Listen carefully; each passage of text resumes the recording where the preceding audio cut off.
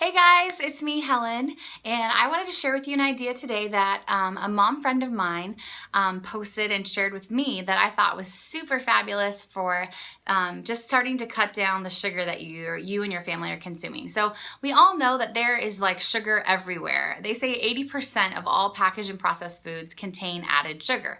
So when I'm talking about sugar, I'm not talking about fruit or like organic raw honey. I'm talking about processed, stripped down, demineralized white crystal sugar. So sugar is all over the place. Realistically, we're not going to be able to cut it out 100% from our family's entire diet. If you ever eat out, if you ever grab food on the run, even if you're not careful, you could be buying a can of beans or a jar of tomato sauce or something that has a little bit of added sugar. So these days, sugar is just everywhere.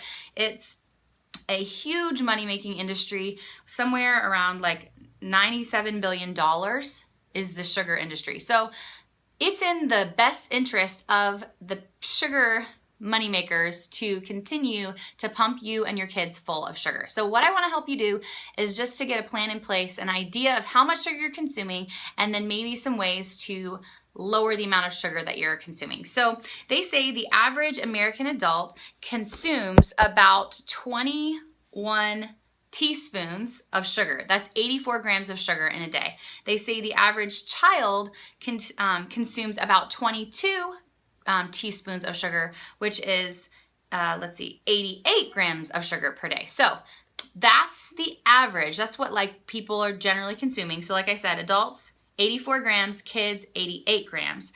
Well, what should kids and adults be having? So our bodies are able to metabolize a certain amount of sugar, but it's really a very small amount. And after that, the sugar, because it's devoid of minerals, vitamins, nutrients, it starts leaching those vitamins, minerals, and nutrients from our bones, our body, our teeth. That's why you get all the tooth decay, things like that. But the recommended amount of sugar for children is 16 grams, which is 4 teaspoons of sugar. And that's for preschoolers. And then for kids 4 to 8, it's only 12 grams, which is 3 teaspoons of sugar per day.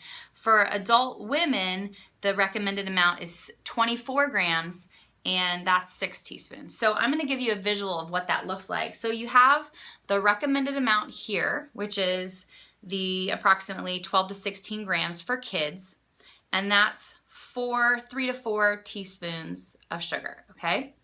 And then you have the amount we're actually consuming, or that our kids are consuming, and this is the 88 grams of sugar, or 22 teaspoons. So the difference here, you've got 4 teaspoons or 22 teaspoons of sugar. And this is what most of the kids in America are consuming. So it's really important that we start to cut down on our sugar consumption, because as you can see, that's a whole lot of sugar for your bodies to deal with.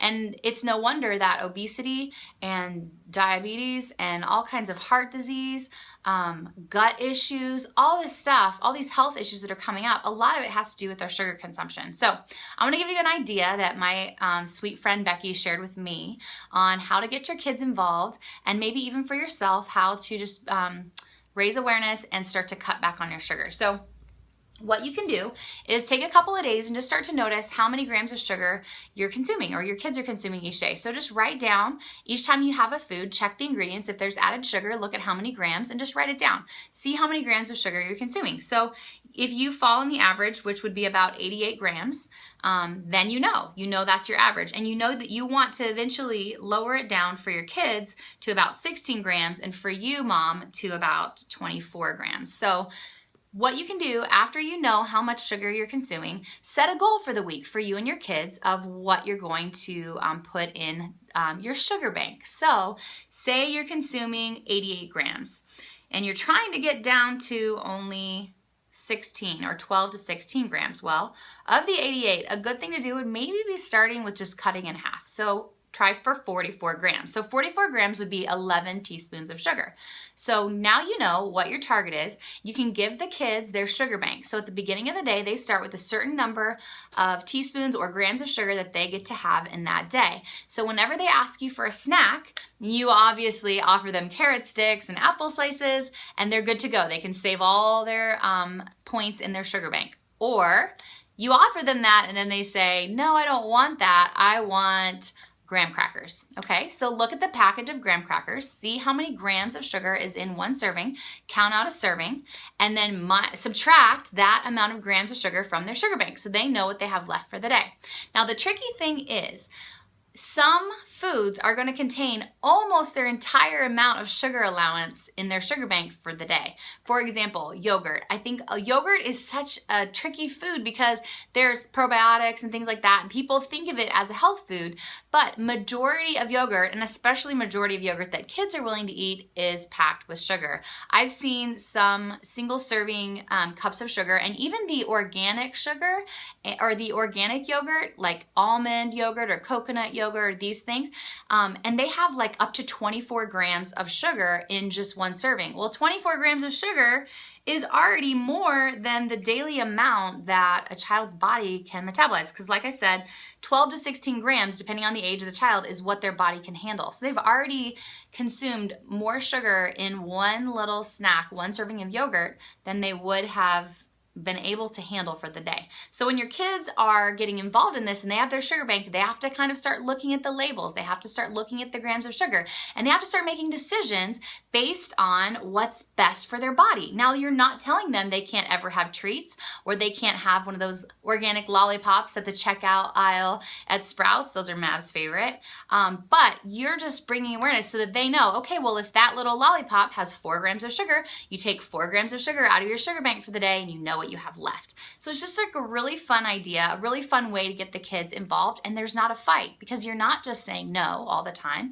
You're empowering them to start looking at their own health, looking at what they're eating, and I think it could be a very powerful thing, a very, very powerful like experiment, you could say, to conduct in your home. So if you like this idea and you're going to give it a try, I would love to hear your feedback, and I would love to hear how it goes, because my little guy, being 2.5, he doesn't quite get it yet. So I'm just trying to kind of monitor his sugar intake for him and give him as much fruits and vegetables and whole foods as I can. But as he gets a little older and he starts to understand, this is something I'm really excited to implement. So I would love to hear from some of you if you felt like this was helpful, or if this is an idea that your kids buy into. If you don't have kids and you just want to do this for yourself, start to bring some of that awareness in. Look at how much sugar you're eating over a period of 3 days. See where you're at compared to the average, compared to the recommended amount that your body can handle, and then just make some adjustments. The easiest thing to do is just start looking at labels. Some sneaky places sugar's hidden: salsa, tomato sauce, soups, chips, snacks, crackers, anything packaged really. You want to check that label because there is hidden sugar in everything. And one thing that you do have to be aware of is that there are about 50 to 60 different names for processed sugar. So maltodextrin, corn syrup, high fructose corn syrup, all of that, it's sugar. So I'll try to get a list of the names of sugar and post them in the comments later on. But just be aware, start to notice, and start to cut back. Don't feel like you have to deprive yourself of any sweet treat ever, but just start to bring a balance. The more fruits and vegetables you consume, the more whole foods you consume, the less processed and packaged foods you consume, the lower amount of added sugar is going to be snuck in. So when you want something sweet, you are making the choice to consume the sugar instead of have that sugar hidden and like brought into your body when you weren't even aware, because you thought that you were just having, you know, a can of organic soup that had sugar, right? So just start to pay attention, start to bring awareness, and see what happens. That's it. I hope this was helpful. If you have any questions, post them in the comments. You feel free to share this with a friend, and have a great day.